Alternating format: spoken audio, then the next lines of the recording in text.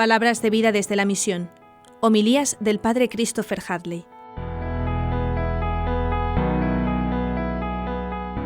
De las virtudes más bonitas, de las que menos se habla, y uno de los defectos que todos tenemos y que yo no recuerdo apenas nunca en mis 40 años de sacerdocio haber escuchado a gente confesarse de ello, y a mí me parece que es gravísimo, empezando por mí, es la valentía y la cobardía. Yo os pregunto sinceramente, ¿sois personas valientes? ¿Somos personas valientes?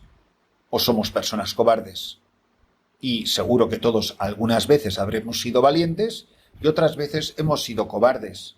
Y curiosamente, la palabra de Dios sí que habla con mucha abundancia de esto, y maldita la importancia que le damos. Es lo que dice en Isaías 35:4. Decid a los cobardes de corazón. Es que hay instrucciones que da la palabra de Dios para cómo dirigirnos a los cobardes de corazón. Tú y yo, ¿cuántas veces nos hemos confesado en la vida de ser cobardes de corazón?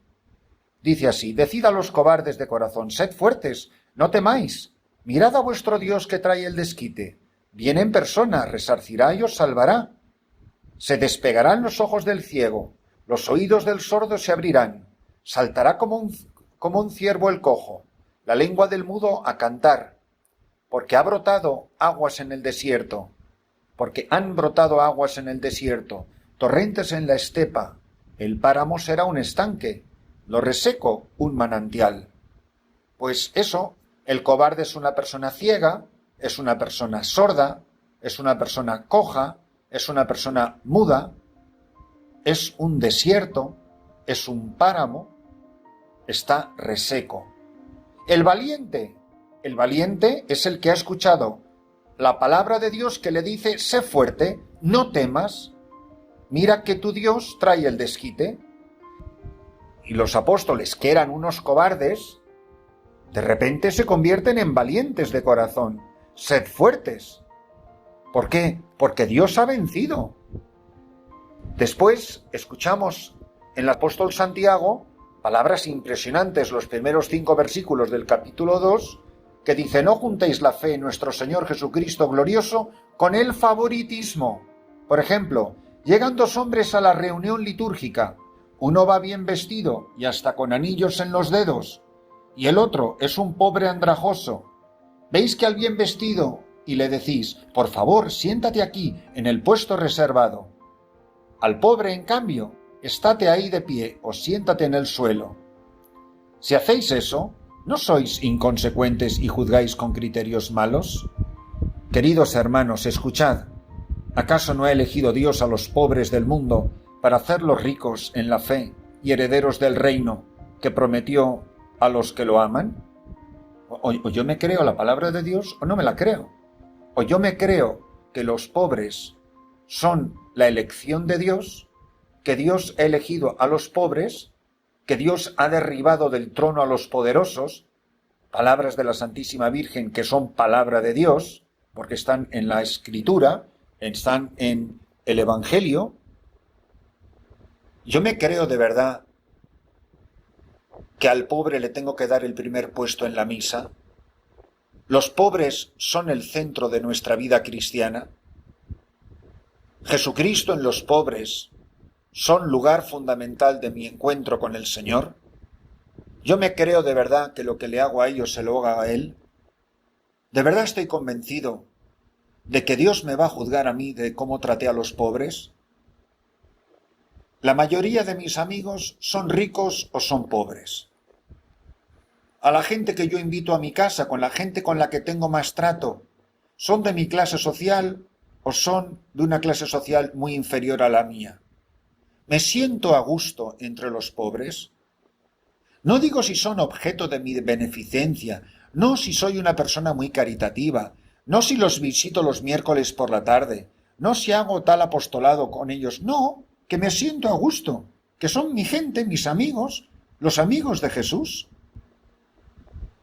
¿No hemos hecho tantas veces acepción de personas? Elegir a los blancos antes que a los negros, a los ricos antes que a los pobres, a los bien vestidos, a los que no tienen tan buena pinta, a los que son de modales refinados y no a los que son toscos.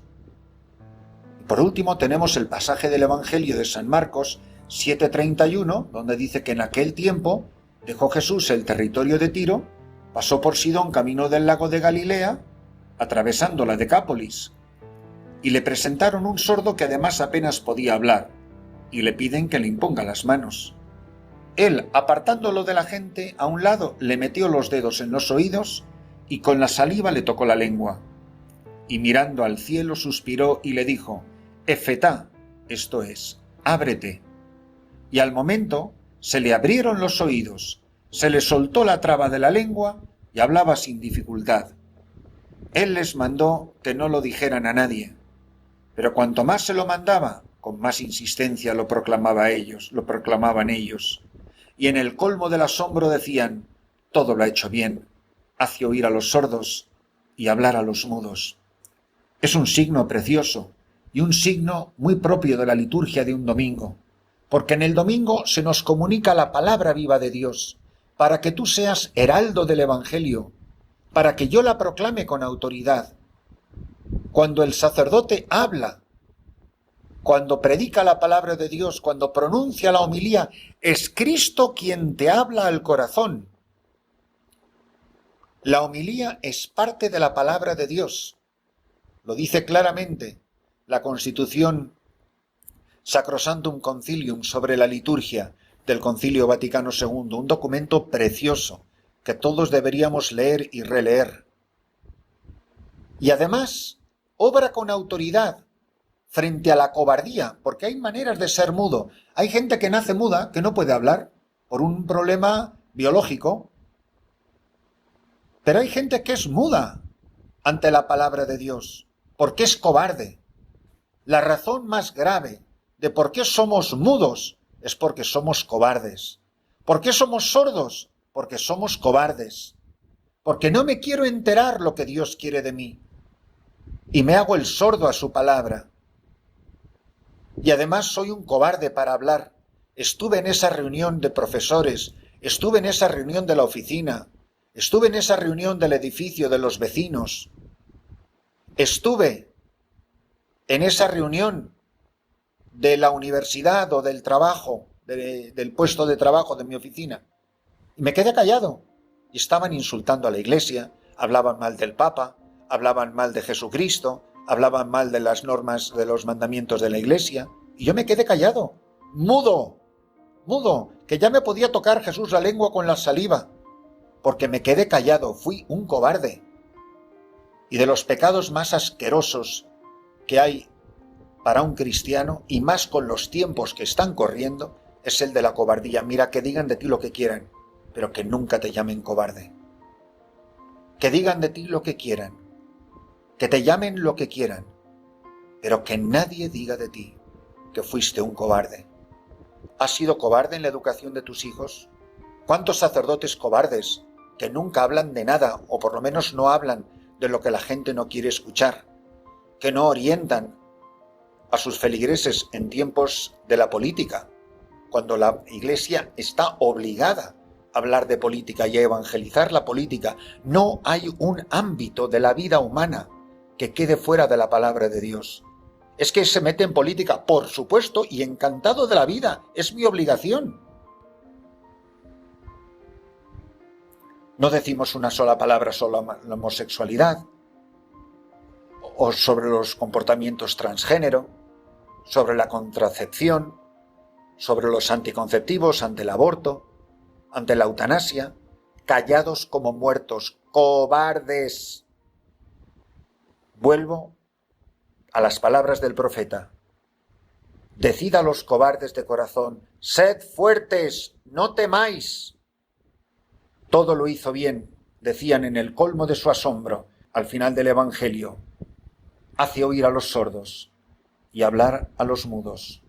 Los sordos son los que no queremos o los que no quieren escuchar la palabra de Dios. Los mudos son los que no la anuncian. Hay mucha gente que es sorda, pero solo porque el mudo no habló. ¿Cómo va a oír el sordo si el mudo no habla? Yo me acuerdo cuando predicaba en la República Dominicana, en las misas dominicales, y me acuerdo cuando hablaba de los anticonceptivos, de la homosexualidad, del aborto, que lo repetía con bastante frecuencia porque había problemas gravísimos en esa parroquia y en ese país. Y yo lo decía, miren, piensen de mí lo que quieran. Lo decía en la misa dominical, me quedaba tan ancho. Piensen de mí lo que quieran. Pero el día del juicio final, la parroquia de San José de los Llanos jamás podrá decir, a mí nadie me habló de eso o yo no lo sabía. No digas que no lo sabías. Di que no quisiste hacer caso. Al que no le predican podrá decir yo no sabía. Pero a esta parroquia no se le permitirá jamás decir que no lo sabía. Todos los párrocos podemos decir que nuestra parroquia sabe la verdad de las verdades más difíciles de predicar en el mundo de hoy, porque a lo mejor los primeros cobardes de corazón somos los sacerdotes y los obispos y las religiosas, y nos quedamos callados como muertos. Queridos hermanos, que Cristo hoy nos toque los oídos y la lengua con su saliva, nos abra los oídos y desate el nudo de la lengua para que puedan decir de nosotros las palabras preciosas del profeta: sed fuertes, no temáis,